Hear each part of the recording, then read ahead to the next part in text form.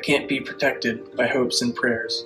I won't use hope towards what's next. I'll make my own way. I know impossible is an opinion. I won't wait for safer schools. I want to create them. I don't want to be afraid anymore. I refuse to be a victim. I'm just one person. Determined to bring us back to zero. I'm just one person. Determined to bring us back to zero. I am just one person. Determined to bring us back to zero.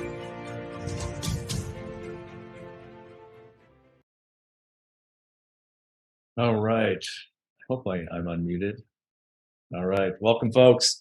I'm Ara Bagdasarian, the co-founder of OmniAlert and board president of ZeroNow, and welcome to this ZeroNow session, Cyber Risks for Security Infrastructure. Sessions is a forum to exchange big ideas and best practices for safer schools nationwide. ZeroNow is a stakeholder forum to drive ideas, innovation, and investment to advance campus safety. As a member-based organization, ZeroNow facilitates collaboration between industry, association, and education partners to foster new solutions to keep our schools safe and secure. Before we get started, I want to recognize our sponsors and founding partners who made this program possible. Thank you to Access Communications, Additional Corporation, OmniAlert, Johnson Controls, IACLEA, VTV Family Outreach Foundation, NASPA, the Student Affairs Administrators in Higher Education, and Campus Safety Magazine and conferences. If you're interested in learning more about becoming a member, please visit zeronow.org. And before we introduce our most distinguished panelists, we have a poll question for you. So let's go ahead and put that out there. We've got 3 questions for you. First, does your cybersecurity program cover physical security systems? Just answer that yes, no, or you don't know. Hopefully we'll have some answers for you that during this program here. Secondly, have you applied for outside funding for your security program? And thirdly, are you upgrading your tech stacks to include new cyber security tools? So I'll let you go ahead and vote on that or respond to that poll while I introduce our panelists. First, we have Tom Batters. So Tom is a senior product manager at cybersecurity pioneer Telos Corporation with 40 years of experience in systems and network integration. Tom is an expert in secure wireless and mobility solutions, including the application of wireless technology to voice, video, and data operational environments. Welcome, Tom. Thank you. Antoinette King, welcome, Antoinette. So Antoinette has over 20 years of experience in the security industry, holding roles in integration and manufacturing with a master's degree in cybersecurity policy and risk analysis. Antoinette founded Credo Cyber Consulting with a goal to offer holistic perspective on security, bridging the gap between the physical and cybersecurity worlds. She has recently published a book called The Digital Citizen's Guide to Cybersecurity, How to Stay Safe and Empowered Online, which I highly recommend. It was inspired by her work with young people in the school setting. The book is available on Amazon.com. So welcome, Antoinette. Thank you so much. And the book will be available. So after this sessions, you're going to receive a document that will have some of the key highlights from this, key takeaways from this presentation or from the dialogue. You'll be able to link directly to the book from there. And finally, we have Elisa Mula. Elisa is a founder of EM Designs, which develops best practices for a wide range of physical security technologies and security programs. Her depth of experience allowed her to develop her practice with both public and private sector security professions. Ms. Mula holds a master's degree in protection management from John Jay College. Welcome, Elisa. There you are. I'm trying to find my screen here. Thank you. Thanks, Sarah. All right, let's go ahead and look at the poll results here before we get started here. So we'll end that. And let's see here. Let's see. Okay, so does your cybersecurity program focus on physical security? Okay. Yeah, I mean, the majority of folks said that it does. Some people are not sure, don't know. So let's make sure we cover some of those aspects for those folks to consider. As far as funding, Elisa, are you surprised by this? Have you applied for funding, outside funding for your security program? I'm not surprised. I think most people don't even realize that some of the funding out there even exists. So this is pretty indicative of most of the industry. I hope I'm sure, and hopefully, I know we'll provide some insights to that with your experience and perspective. And then the tech stacks, do they include new cyber security tools? Antoinette, I mean, are you surprised by that? about 50-50 almost. Yes and no. I think that some organizations recognize the importance of utilizing the human resources and the technical resources, and some don't. So, having these conversations and the dialogues to make sure that people are aware is really important. Awesome. Before we get to some of the questions here, I just want to remind our participants, if you have questions, please press the Q&A button. You can ask questions during the presentation. We'll depending on what the question is, we'll answer right away, or we'll answer towards the end. So just want to make sure you're aware of that. Hit the Q&A button, and we will take it from there. Tom, I'm sorry, did you have something you wanted to add? No, I'm good to go. Okay.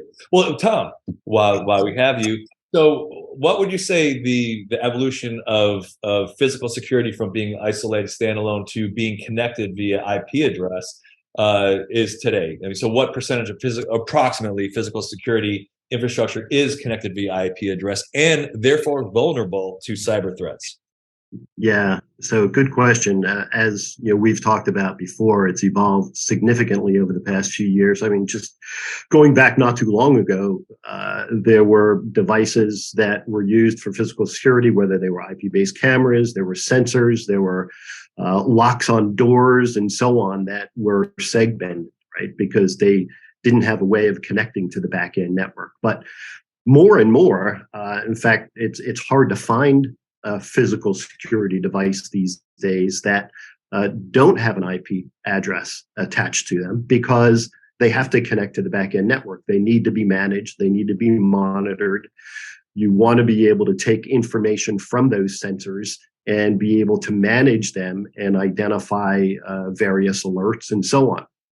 So with that, though, the more devices that you have that you need to connect into your environment from a physical security perspective, those IP addresses add security risks and vulnerabilities.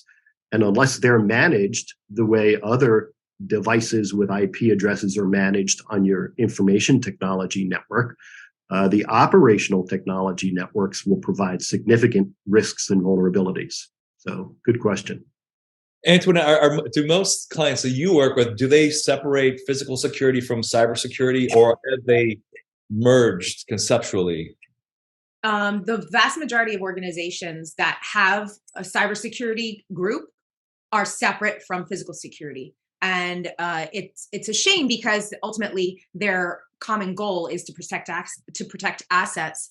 And unfortunately, there's very siloed ways of operation. So as Tom said, you've got all these devices that are being built on networks, and they're not necessarily consulting with the cybersecurity team to ensure that the best practices and whatever policies and procedures that are within the cybersecurity portfolio are being applied. And I have to say, as a former technician, I started in this industry as a tech, we really are to blame for it, because we always saw IT as the roadblock. And so we would create our own network and attach our cameras and have two NIC cards on whatever server it is, whether it was the access control or the VMS. And we'd be like, okay, we just need one IP address. And so we micro segmented everything. And that was our answer to not having to deal with the IT department.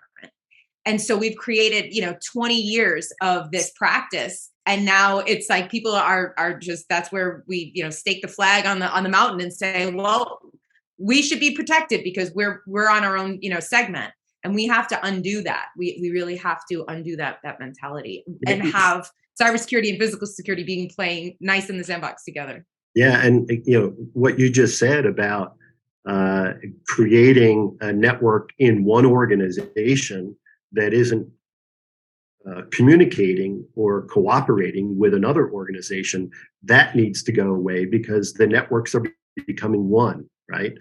You have, if you have a video surveillance network around a campus, that's typically, acquired and integrated, installed, and managed by the security group, the physical security group, the, campus security, policing, and so on.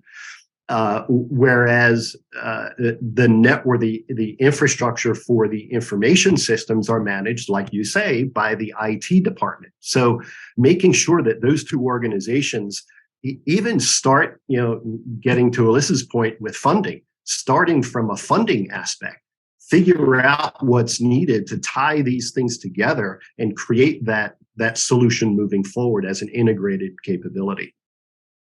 Well, I mean, Antoinette, now that you helped create this problem that we're facing, so how do we bridge those silos? How do we tear down those walls and the silos that have been created over decades of physical security and then cyber integrations?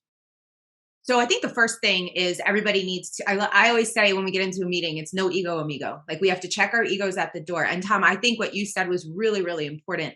When I worked in the manufacturing side and I would sell technology to end customers, I would often say to the security people, let's figure out how we can make this technology multi-use so that we can get funding from, let's say, for advertising or marketing or something like that. So how can we get funding from other sources? And I think Tom hit the nail on the head. If we can demonstrate that by having both departments work together, we can pool resources and have common goals versus doing things independently and spending money twice. So then the money that Elisa can get for your organization stretches that much farther. Because really at the end of the day, we have to remember that the goal is to protect our assets. It's our people and our data. And if we can do that with, efficiencies, and then it makes it easier to monitor things. It makes it easier to protect the network. It makes it easier to protect people. So for me, it's all about communications. Well, and that's the thing, Antoinette. Because you could have all the most amazing physical security, video surveillance systems, video analytics, emergency notifications, access control systems, but if they can be compromised from an external threat and can be completely taken down, they're rendered completely useless. And Elisa, and I know you do assessments and review organizations, schools, campuses, their physical cybersecurity infrastructure. How do you, when dealing with clients, how do you bridge that gap between physical and cyber, especially when it comes to funding?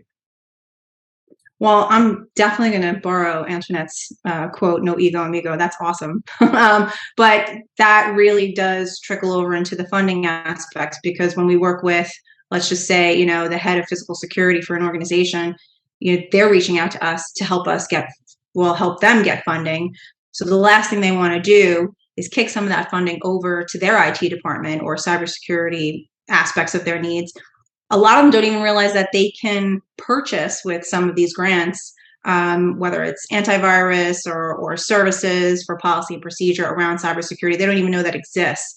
So just bringing it up in conversation and saying, hey, why don't we invite the IT department to the table or anyone from the cybersecurity team to the table so that we can, build you a really well-rounded program. That's the first step. So, but yeah, I love that. No ego, amigo. I'm writing that down.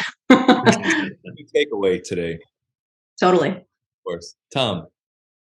Yeah, and I think too that we talked about all of these devices, whether the video cameras or other devices that are public internet-facing IP addresses that the security teams have to worry about. Wasn't so much of a problem for the IT group up until recently, right? Up until the end of 2019 and early 20, the students in the school system pretty much did all the work inside the four walls, right?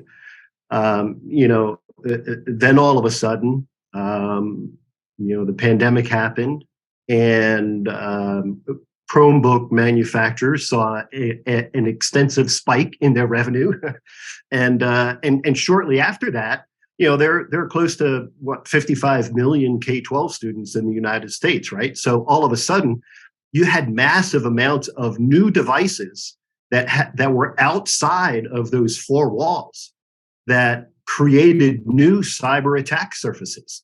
And those wound up being a similar type of cyber attack surface as we see in those IP-based cameras and so on that are not connected and not secured through the environment. So just kind of making the point that as we're moving forward and as we're evolving, more and more devices that have to connect to those networks are being distributed outside the four walls. So the more they communicate and share issues and share concerns about how to protect, the better that overall network is going to be secured.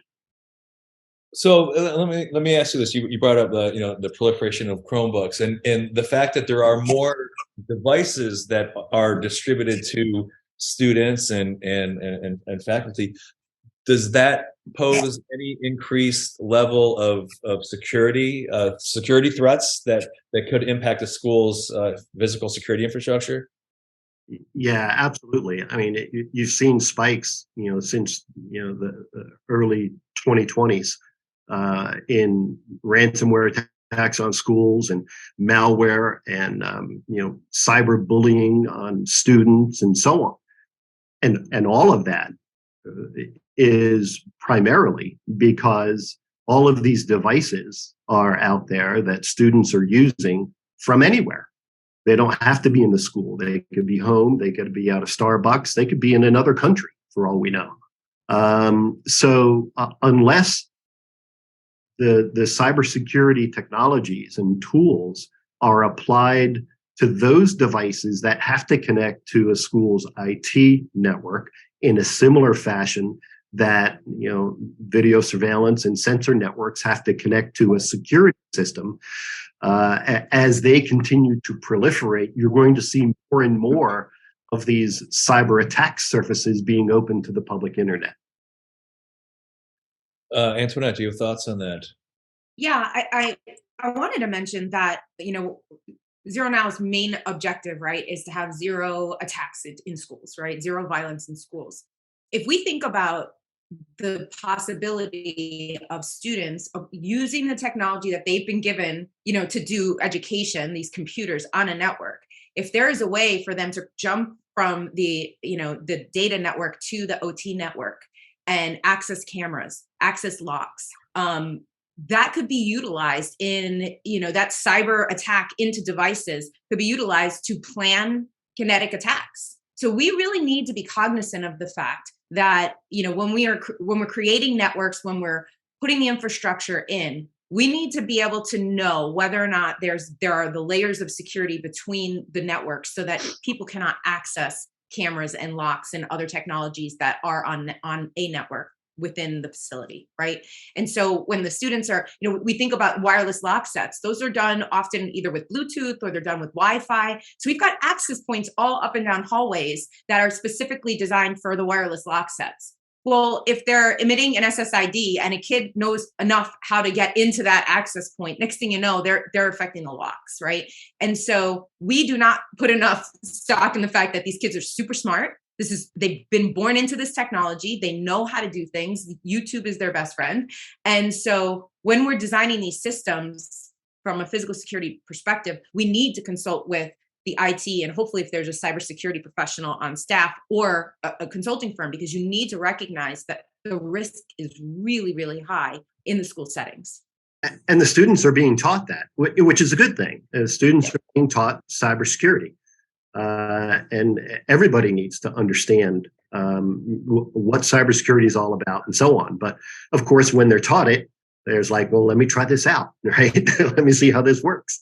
So there's a lot to be considered, moving forward in ensuring that the network is secure, that from the outside in, from the public internet in, those devices, those IP addresses need to be hidden. Right? Whether it's the Chromebook itself or whether it's the IP address of a camera or whether, like Antoinette said, there's wireless access points. So making sure that those IP addresses are not seen on the public internet is absolutely key. Elisa, do you have thoughts on that? I do. So just to go back to the spikes that Tom was referring to, clearly the government is recognizing that there is an increased risk and it's been manifesting everywhere, even in particular schools. So last year, I'm not sure if everyone knows this, but the Biden administration had allocated about $300 million additional funding to public safety programs, including some of the grants that we were just talking about. So, all of what Tom and Antoinette is talking about today, it's being recognized, it's being recorded, and the government is trying to make, we'll say, avenues for schools, other institutions to better protect themselves. So, and I bring this up because, again, most people don't realize the funding is there or the assistance is there. So they're increasing it year after year. So should take advantage of it. It is, to Tom's point. I mean, these are, there are a number of new threats, new vulnerabilities that have emerged over the last several years.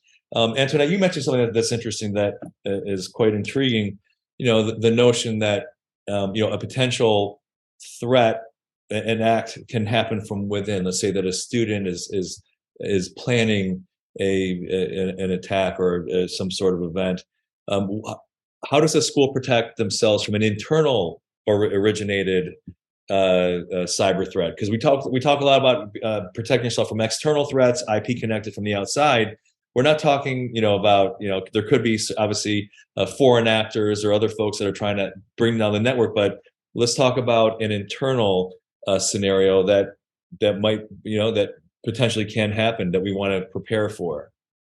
The vast majority of threats in any organization, whether it's physical or cyber, is an insider threat. And it's either intentional or unintentional, but most of the risk lies with the insider threat. And so from a technical perspective, design perspective, preventing people from gaining access to things they shouldn't be gaining access to, you can implement like a zero trust environment, for example. So normal networks are like trust but verify, but now more and more we're adopting this zero trust environment where people cannot gain access to things unless they have the right credentials. And then oftentimes it's even other factors that'll come into play. Are they accessing things from somewhere they should be during a time frame that they should be, those kinds of things. So just from a technical perspective, setting up a really strong identity and access management policy, procedure, and technology within your network can prevent people from being able to do that. What we have to remember, though, is that means that we have to work together. Because if the physical security people are setting up their own networks and putting up access points that they're managing and they're maintaining, and they are not consulting with the best practices of the rest of the district, then that's where the risk lies. So making sure that these philosophies are put into place, that either zero trust or making sure that we have a good identity and access management system in place will definitely help prevent that insider threat. But kids are extremely resourceful. So, you need to do assessments, and you need to constantly be making sure that your devices are updated and your passwords are strong. And hopefully, you have enough controls in place to prevent that. Well, like you mentioned earlier, I mean, how physical security and cybersecurity are coming together. I remember in the early days of emergency notification, when we had phones like this, it was all about emergency notifications were managed by the communications or telecommunications department of a school, which was separate from IT and was separate from security. But communications and IT merged and really became one as technology evolved, because went from being a single purpose phone to a mini computer that is utilized. Now, Antoinette, you mentioned zero trust. Tom, would you mind explaining because most of our participants, they're administrators, they may not be familiar with concepts such as zero trust. What does that mean? Sure. So zero trust is a concept that was derived a number of years ago. It was actually derived by folks over at Forrester Research 10 or so years ago, and has evolved significantly over the past couple of years. And it's really a concept that says anyone who tries to attach to your network needs to provide some levels of credentials, and those credentials identify the person, identify, like Antoinette was saying, identify where they're located, identify their device, There are behavioral analytics built into it. So the way you type your username, password into your keyboard can tell the organization whether that's really Tom Batters or not. And then once you're in, one of the key concepts of zero trust is that you don't get access to the network. You only get access to what you're authorized via specific applications, right? So I can log in via zero trust environment, and I'm not going to be able to get to everything on the back end network. I'm only going to be able to get to what I'm authorized to get.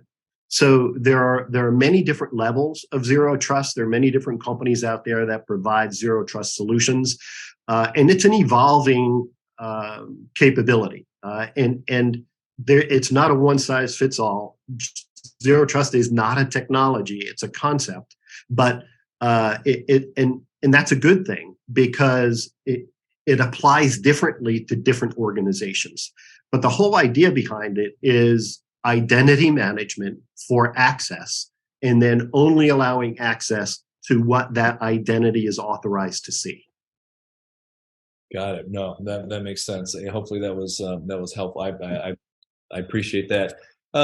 Antoinette, let's talk about some practical steps that our participants can start applying today. Now, hopefully there's some good perspective and knowledge gained from this.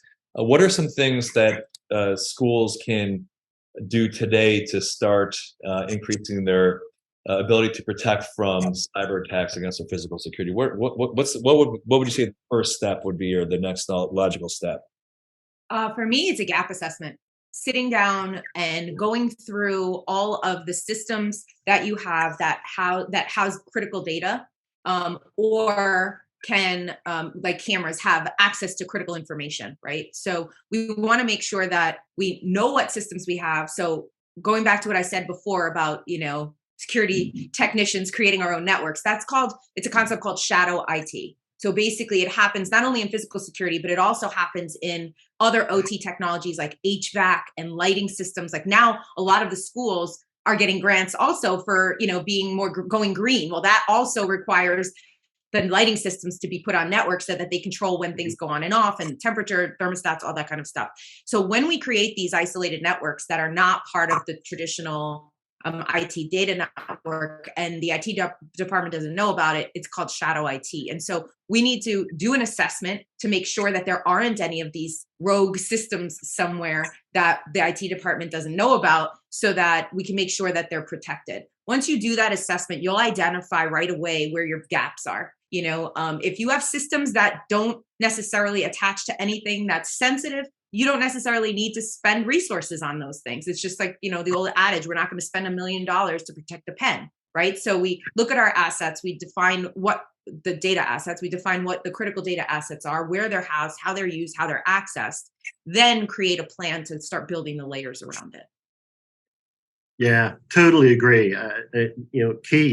The first thing that has to happen is you need to know what's on your network, right?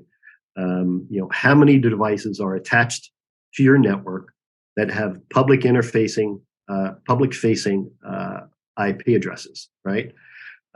Because all of these are cyber attack surfaces, and you need to know what's there.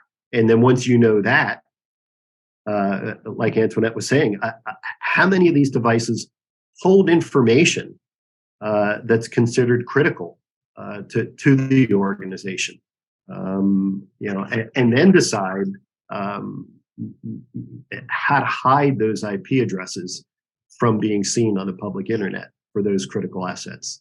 There's a whole long list, Antoinette could tell you, of the different questions you have to ask yourself and your organization to be able to come up with the right cyber initiative for your organization. But those are the keys: knowing what's on your network, and then having something in place for continuous monitoring, so that once you do your assessment, if someone were to add a wireless device or another device to the network, how do you know? So what kind of continuous monitoring, continuous assessment do you have?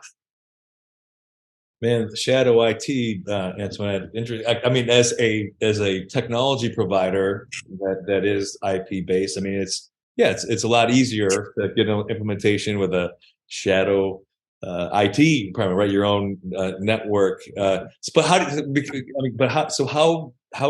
does a school or a provider navigate through that process? Because you have to get the support buy-in, get on the project portfolio for IT or cyber, whatever the group is within the organization that's managing all that.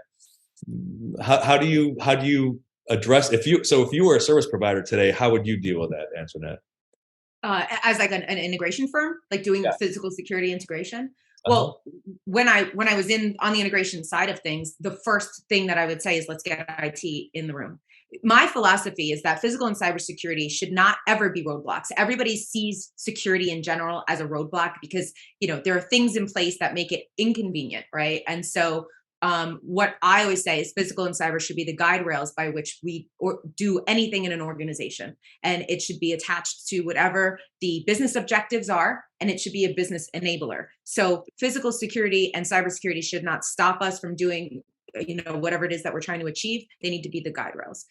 So that being said, as a service provider, I think it's just imperative that you learn about the organization's best practices. You don't walk in and say, well, this is what we have to do. This is what you should do. Because as Tom said before, just like the zero trust philosophy is not a one size fits all. Security is not a one size fits all. And every organization has their own sets of needs. Every region has their own sets of threats. So learning about the customer and what their needs are, and then helping support that, and maybe even giving them some, other suggestions, but really understanding the environment that you're working in and inviting other stakeholders into the conversation to make sure that you're addressing all of the needs across the organization. Elisa, thoughts on that? You could tell them you have the funding for it. That isn't that always the number one rebuttal, like we don't have the money for all of this. And if you come to the table and you say, well, we might have the means to fund this project and we want all of the stakeholders involved and it could benefit everyone, I feel like that's sort of the neutralizer, you know what I mean? And obviously that's what we do. So good selling point. Tom, thoughts on that? Yeah, so I come from many years of working with the military and the DoD and intelligence services and so on, and they've always had very specific processes put in place. The latest one is risk management framework, where they go through and identify everything that's on the network. They have certain controls they need to apply and so on. I'm not as familiar with the commercial aspects of that.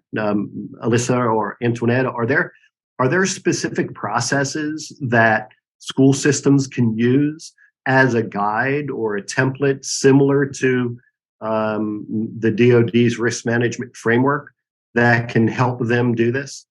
So in New York State in particular, I'm based in New York, the state education department has enforced that it's called Ed Law 2D, where schools have to adhere to the NIST 853 standard. And right. So it's a huge task to put on schools, especially schools that don't have the financial resources to do so. They don't have the technical resources to do so. So what I've been doing, and I've been chatting with Hank Morton back and forth on in the chat there, but what I've been doing is high-level environmental assessments based against the NIST standard and then the NIST 853 standard. So addressing the controls that apply to the networks. Not everything applies, but there are frameworks. You could do the CIS framework is another one. I'm working in Pennsylvania with a bunch of schools, and they're adhering to the CIS framework. So there are different frameworks that you can adhere to, but NIST seems to be the most common. Yeah, great. That's a great start. No, not to focus on the shadow IT, but let's talk about completely taking the infrastructure out to the cloud. How secure is cloud-based security infrastructure? Are there does that pose additional threats? Is that a loaded question, Ara?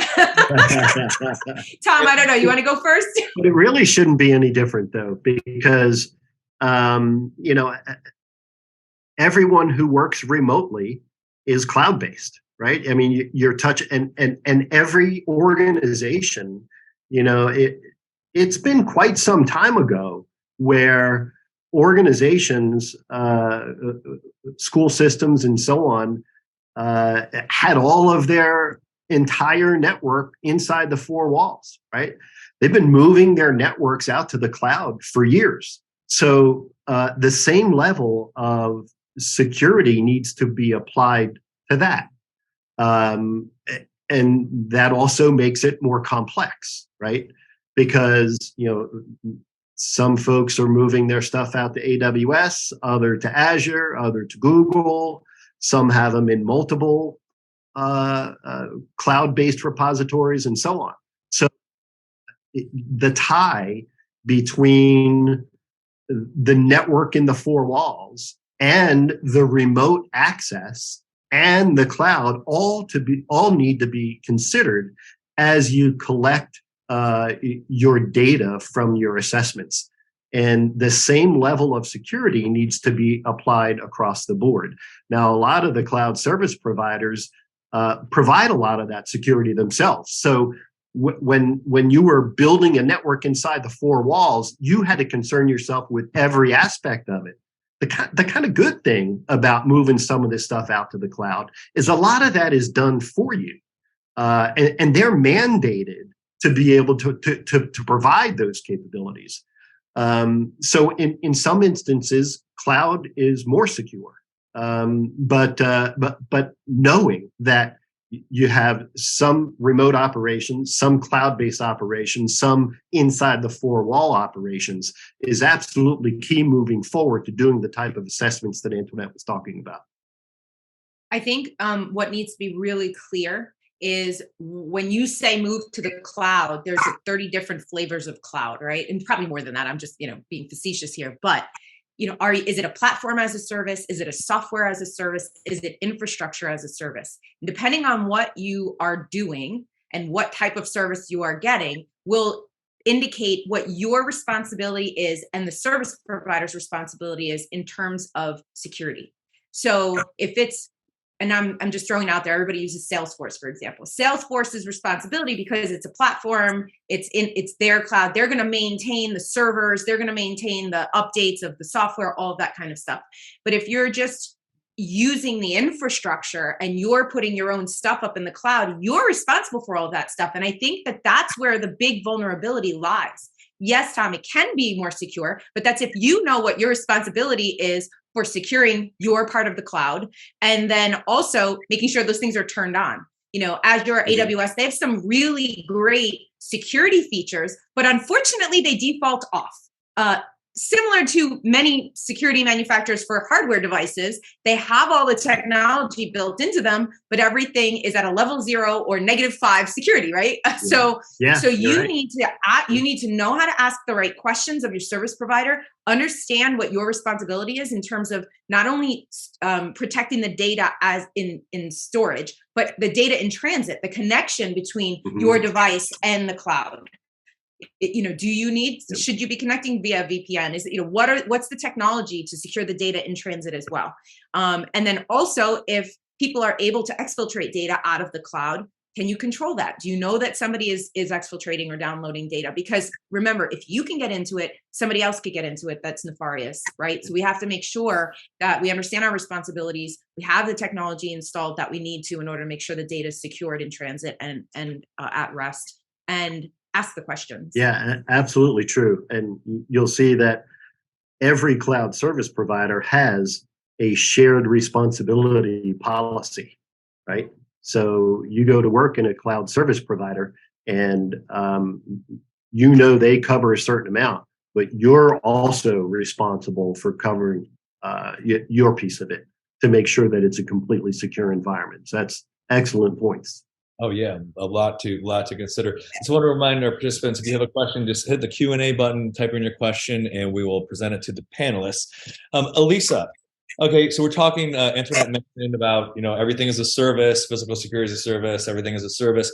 When you work with clients, are you seeing a shift or from premise-based, on-premise based, infrastructure to cloud-based to as as a service.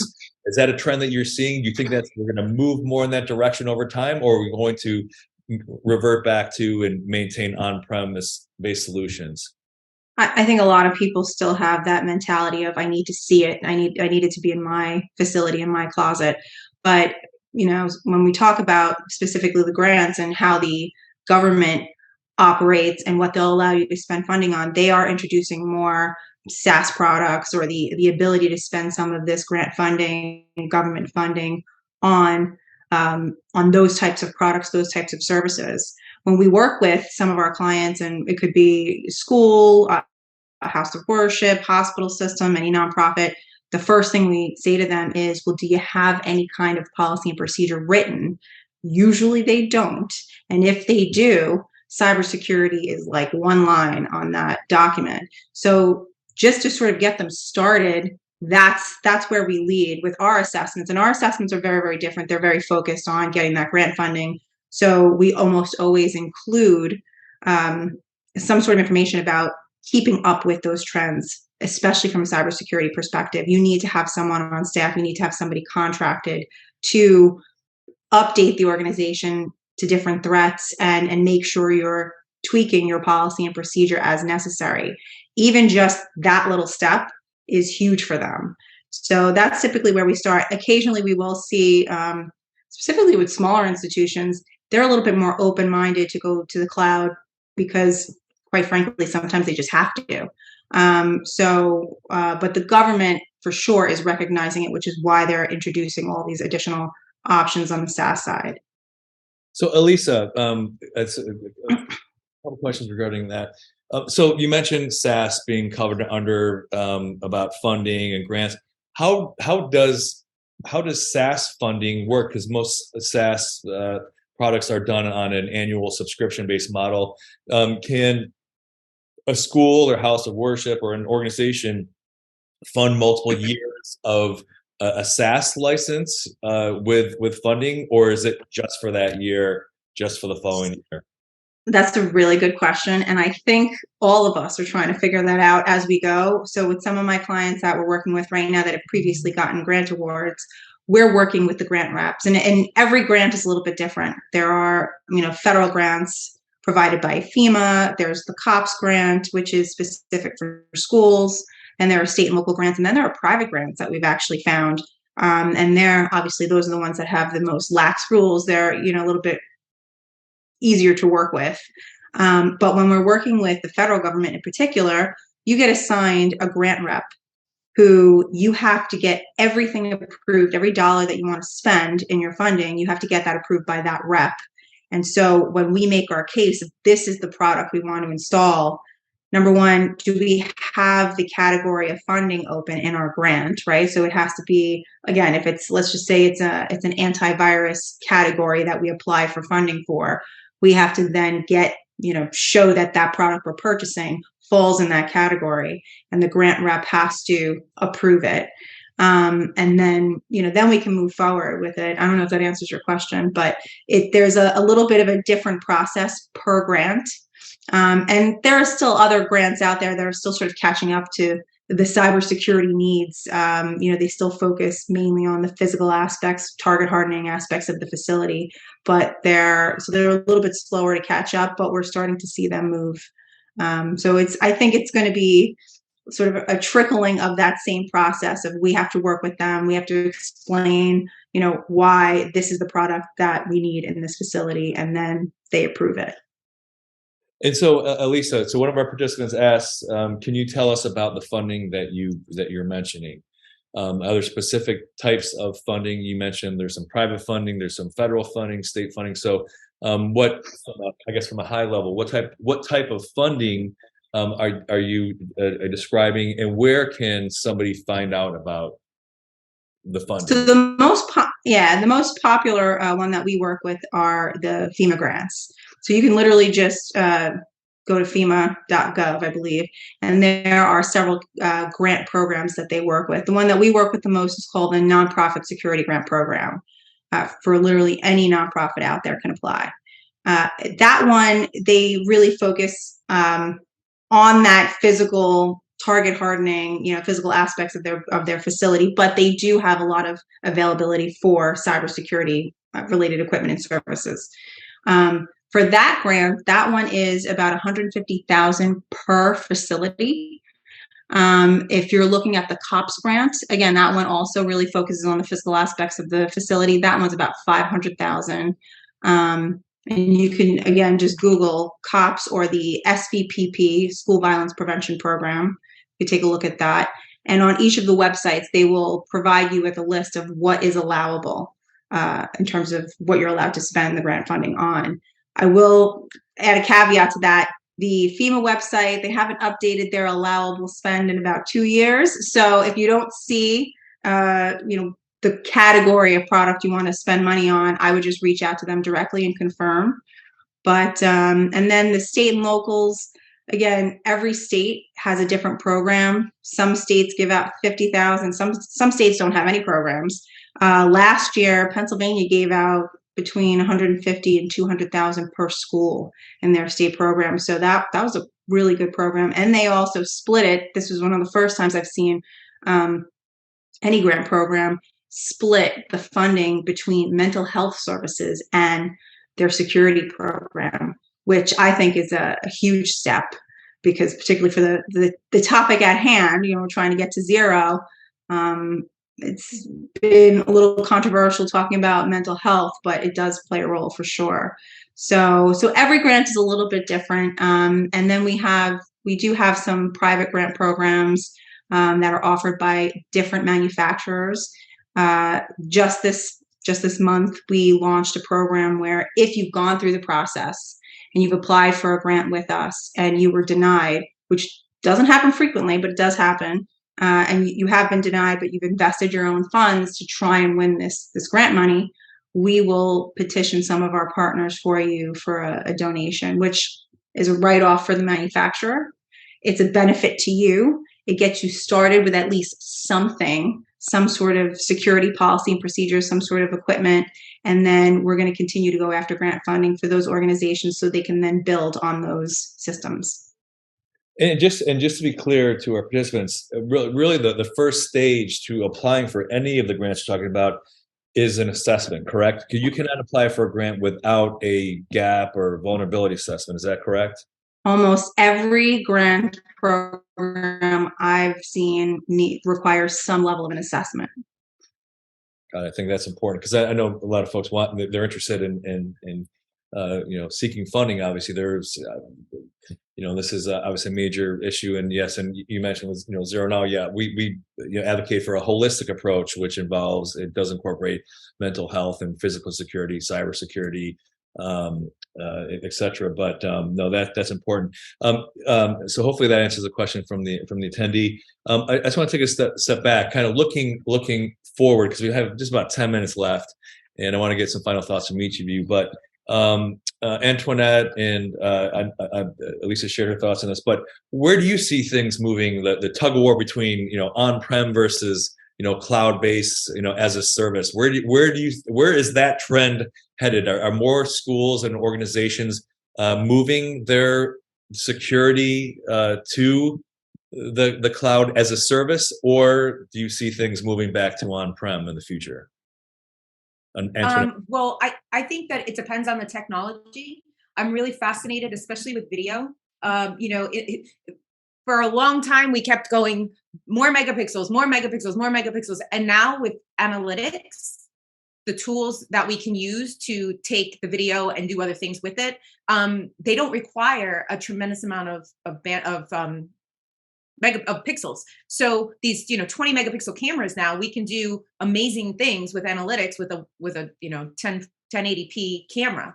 And so because the issue with video in the cloud was the bandwidth requirements and the storage requirements, with analytics, we are able to reduce the bandwidth, reduce the image size to stream it up to the cloud, and then apply analytics to this lower resolution video. In the past, we always needed to use analytics. We needed high resolution video. So I think there is definitely a trend towards, from a video perspective, absolutely with access control as well. I think there is a trend towards moving to cloud, but certain organizations don't have the capacity to support that, whether it be through policy and procedure. Like a lot of prisons, for example, they don't have the internet access, so everything has to be on-prem. So there are certain environments, but in the school environment, I see there are benefits to not having to maintain servers on site.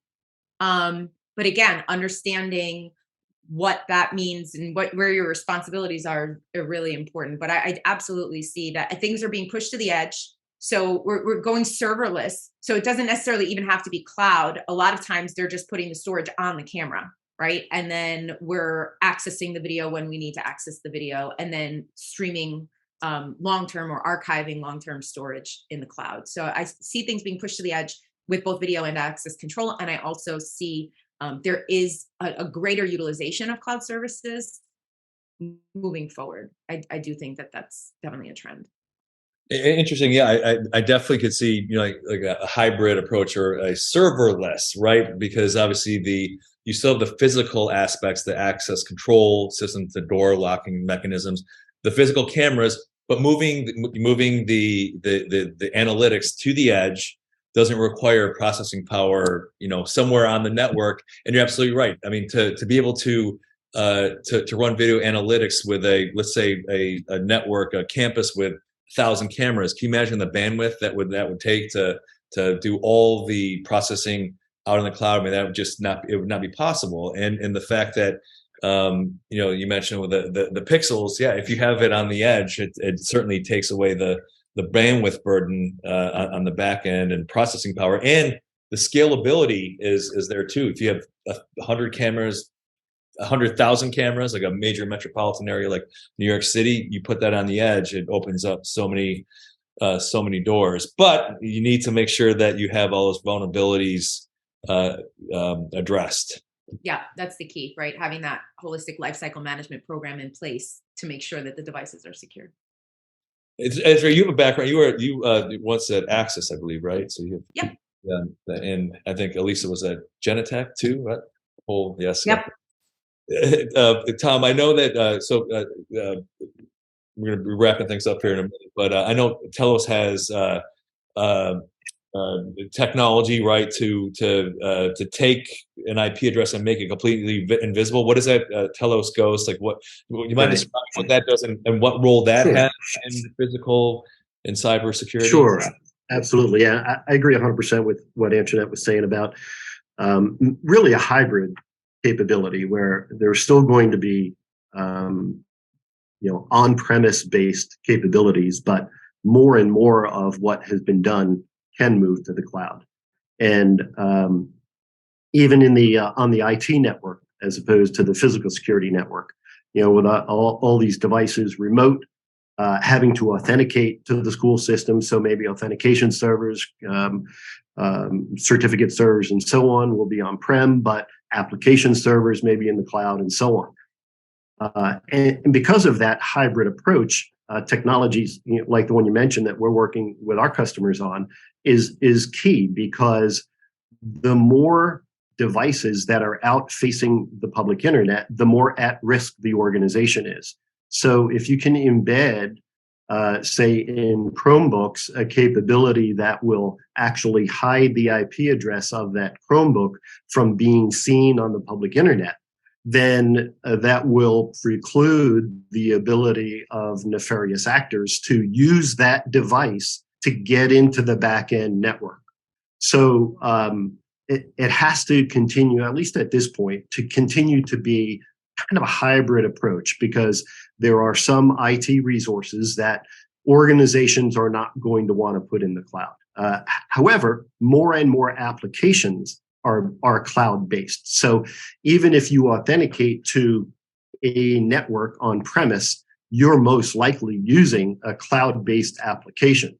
And those devices, students' devices, for example, they have to access things going on in the school, but most of their work is done on the public internet. They need to do research, they need to writing papers and so on.